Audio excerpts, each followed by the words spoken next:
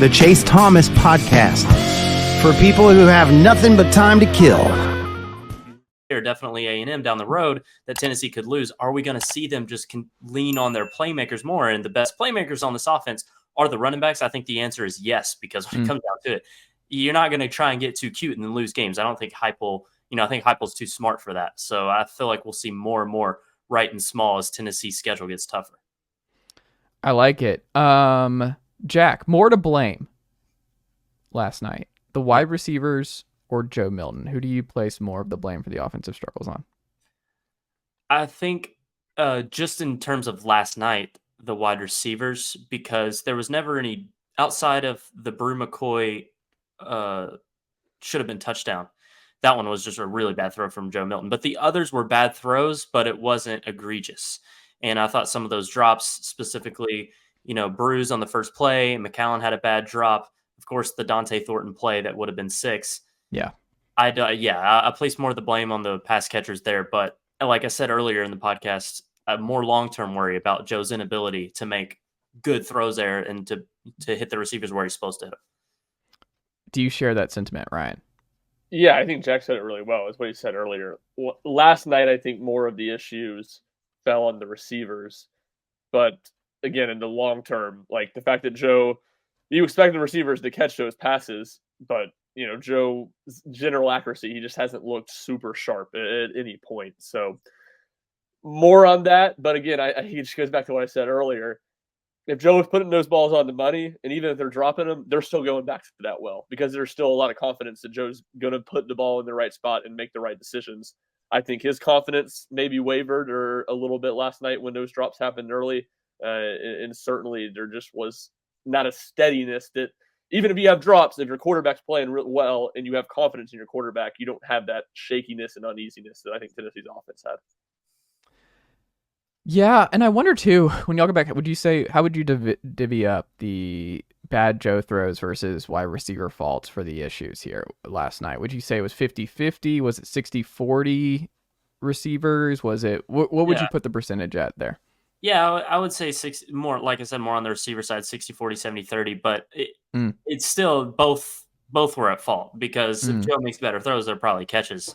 But like I said, they just weren't egregious outside of the Brew miss in the end zone. So I would give more blame to the receivers.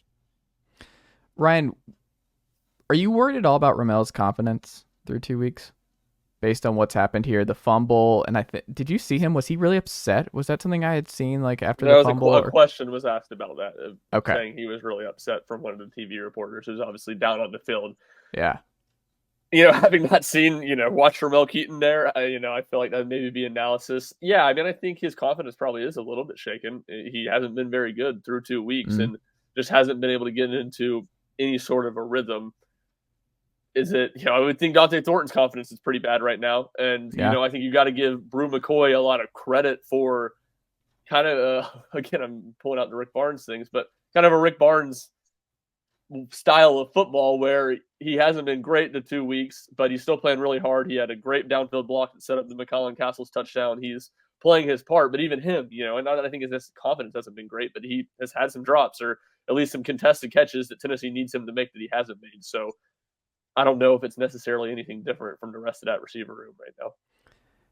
Can you see when y'all are up in the sky, what is it really? There's just nothing there. Are they taking shots? Do you think it's the offensive line just being a little too shaky? Do you think if Cooper plays the last 2 weeks that they're taking more deep shots?